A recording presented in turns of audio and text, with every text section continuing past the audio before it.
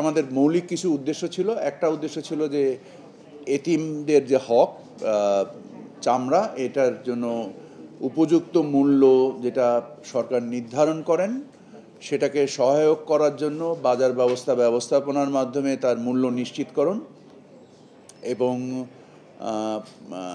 এছাড়া কোরবানি পরবর্তী বর্জ্য ব্যবস্থাপনা এবং কোরবানি পূর্ববর্তী পশু সম্পদের যে ব্যবস্থাপনা, প্রাণী সম্পদের যে ব্যবস্থাপনা, এই ব্যবস্থাপনাগুলো নিয়ে আমরা সার্বিক সিদ্ধান্ত নিয়েছি।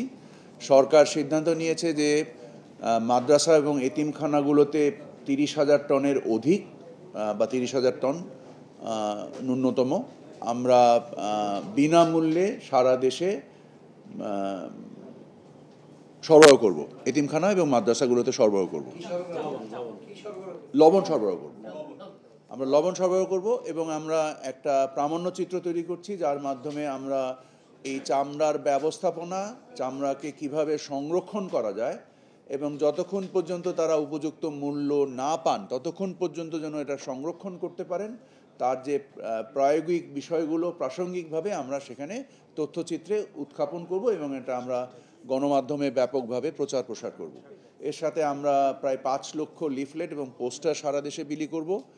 আমাদের বাজার ব্যবস্থাপনায় আমাদের যে নির্দিষ্ট স্থানে যেখানে কোরবানির হাট হয় তার বাইরে যেন কোনো রকম পশু ক্রয় বিক্রয় না হয় সেটা ব্যবস্থাপনা নিয়ে আমরা কথা বলেছি।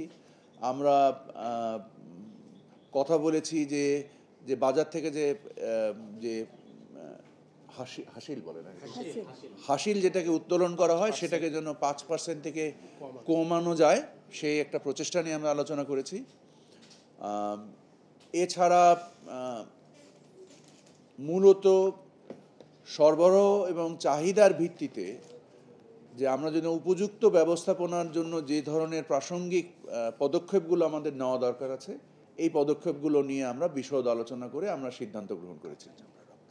এবং আমাদের প্রয়োজনে আমাদের যদি বাজার ব্যবস্থাপনার উদ্দেশ্যে মূল্য নিশ্চিতকরণের উদ্দেশ্যে যদি মনে হয় যে কাঁচা চামড়া সরাসরি রপ্তানি করে দেওয়ারও যদি প্রয়োজন হয় আমরা করে দিব, কিন্তু আমরা কোনোভাবেই চাই না।